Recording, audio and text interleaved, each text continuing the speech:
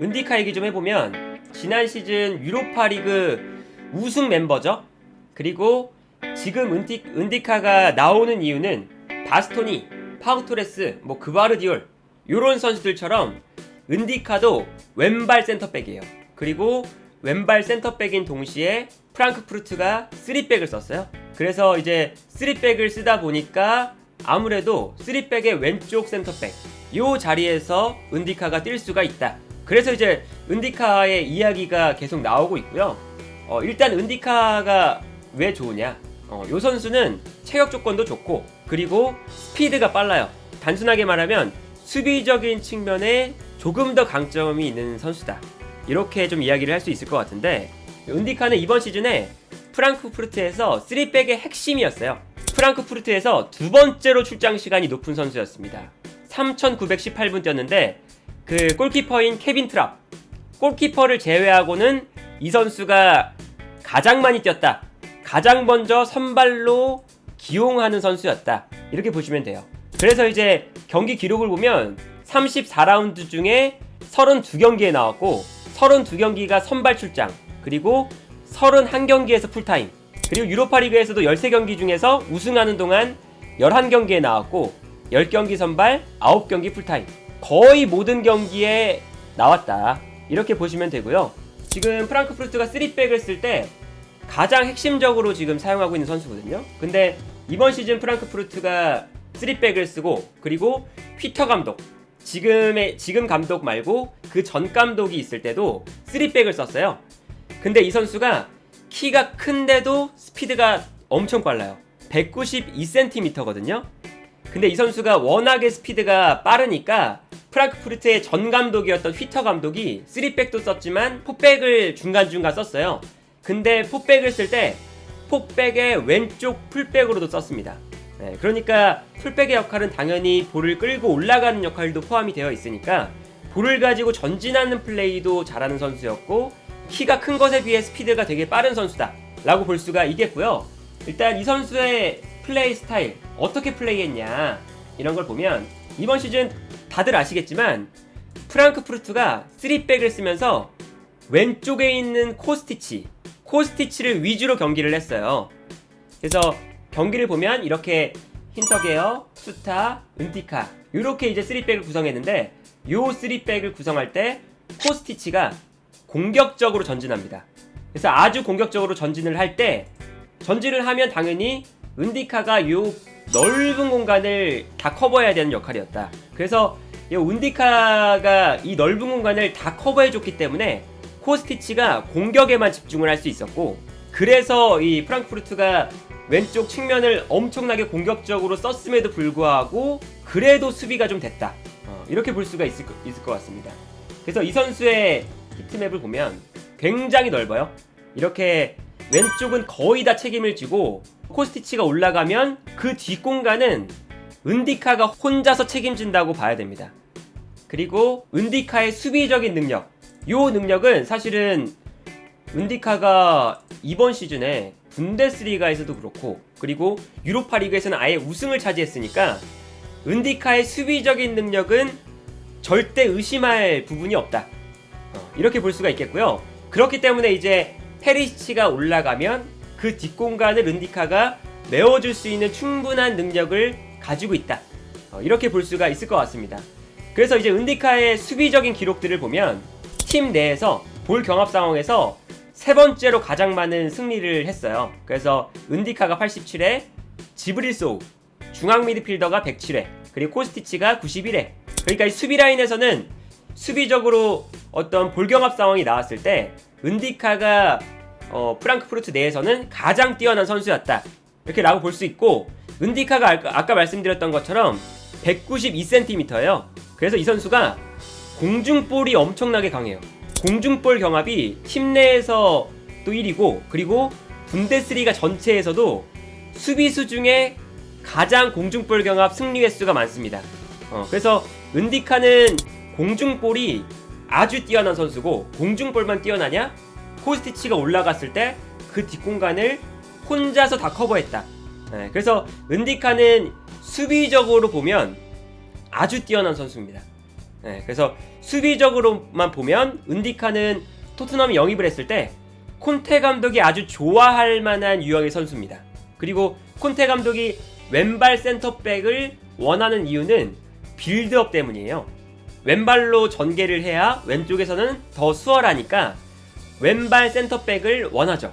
근데 은디카가 바스토니, 파우토레스, 그바르디올 이런 선수들에 비하면 빌드업이 좋은 선수가 아닙니다. 이건 이제 확실하게 짚고 넘어가야 되는 게 빌드업이 준수한 정도는 하지만 좋은 선수는 아니다. 이렇게 볼 수가 있어요. 그래서 압박이 들어왔을 때 산체스처럼 막 볼을 잃어버리거나 아니면 당황해서 볼을 빼앗기거나 볼을 막 걷어내거나 이런 스타일은 절대 아니에요. 자신이 볼을 소유하고 전진하는 능력도 있고 아까 말씀드렸던 것처럼 코스티치가 올라갔을 때 오버래핑하면서 공격을 도와주기도 해요. 그래서 볼을 못 다루는 선수도 아니고 오히려 잘 다루는 편에 속하지만 요 빌드업을 전개하는 데에는 바스톤이나 파우토레스, 그바르디올 요런 선수들에 비해서는 좀 떨어진다. 확실히. 그래서 이제 이게 데이터로도 좀 나타나거든요. 프랑크푸르트의 3백을 비교해볼게요. 은디카, 힌터에거, 투타 이렇게 3백이었는데 이번 시즌 패스 횟수는 은디카가 훨씬 많지만 공격 지역으로 패스한 횟수 90분당 은디카는 1.99회, 힌터에거는 3.08, 투타는 3.09입니다. 그러니까 패스는 은디카가 많았어요.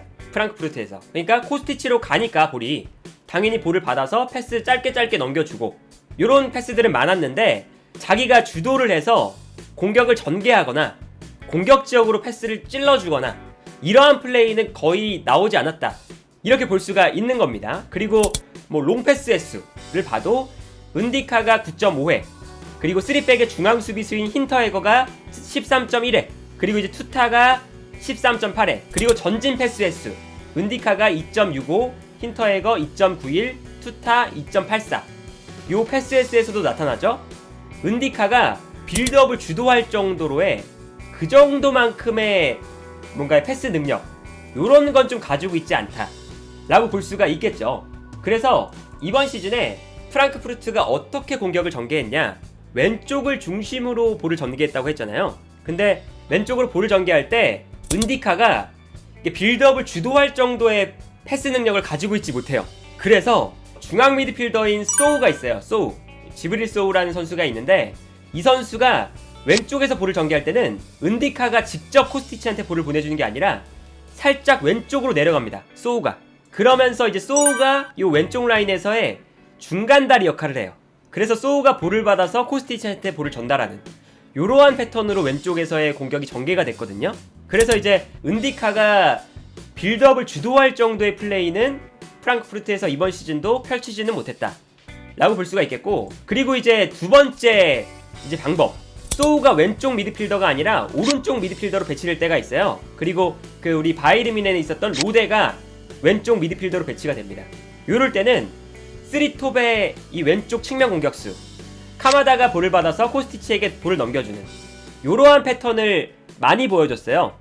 그래서 은디카가 우리가 생각하는 바스토니, 파우토레스 요런 선수들을 보면 왼발 센터백인데 볼을 막 끌고 올라와서 볼을 전개하거나 혹은 이제 전진 능력을 엄청나게 발휘하면서 공격까지 볼을 끌고 올라가서 막 크로스를 올려주거나 요런 것들을 생각하셨잖아요. 근데 은디카는 그러한 선수가 아니다 라고 볼 수가 있겠고, 오히려 이번 시즌 파우토레스와 바스토니 이 두 선수와 비교를 해보면 좀 차이가 많이 나죠. 공격 지역으로 패스한 횟수를 보면 은디카가 1.99회, 파우토레스는 5.43, 바스토니는 4.32, 조금 차이가 나죠.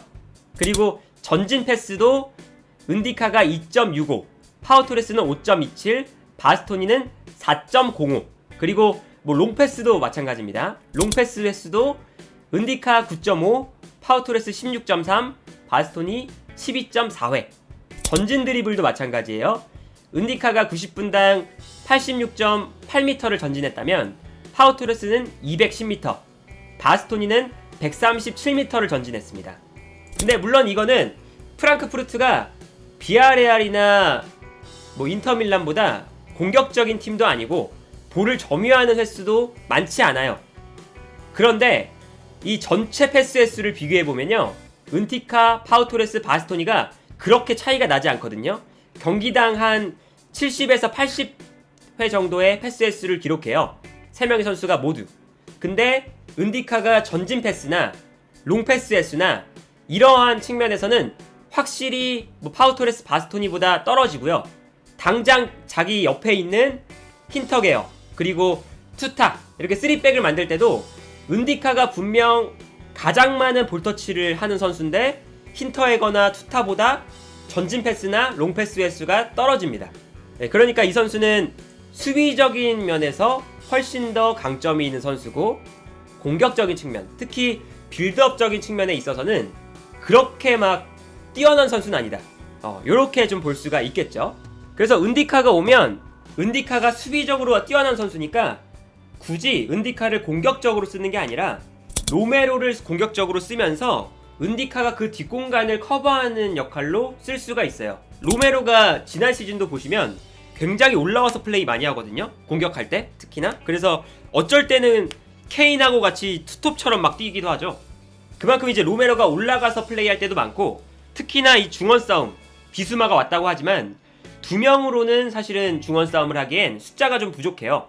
그래서 로메로가 많이 올라와 주거든요. 그러면서 중원 싸움에 가담해 주는데, 이때 후방에서 다이어와 은디카가 있다면 이 은디카 쪽은 수비적으로 걱정을 할 필요가 없다, 그런 생각이 듭니다. 그래서 저는 은디카 영입하면 좋은 선택지라고 보여져요.